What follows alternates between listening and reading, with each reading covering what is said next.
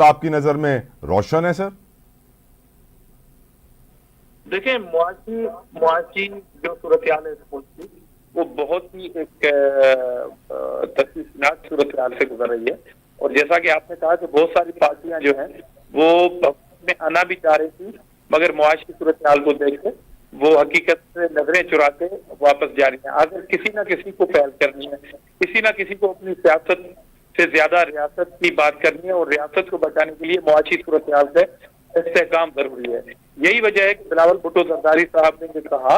कि हमारे पास नंबर मौजूद नहीं है, हम प्राइम मिनिस्टर नहीं बन रहे। ये बहुत ही मेच्योरिटी का मुजाहरा किया है पीपल्स पार्टी ने और उनकी लीडरशिप ने कि हमारे पास नंबर नहीं है तो हम बजट नहीं कि हमें प्राइम मिनिस्टर बनाया जाए। दूसरी जानब उन्होंने वोट देकर इस हुकूमत को इस्तेहकाम बख्शा है, बैसाखी दी है कि आप मुआशी सूरत हाल में अगर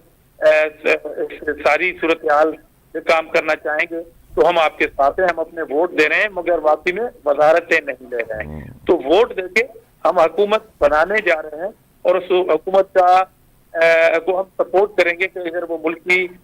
मुआशी सूरत हाल जो तशवीशनाक है उसको इस्तेहकाम बचने के लिए अगर काम करेगी गवर्नमेंट तो हम उनके साथ होंगे।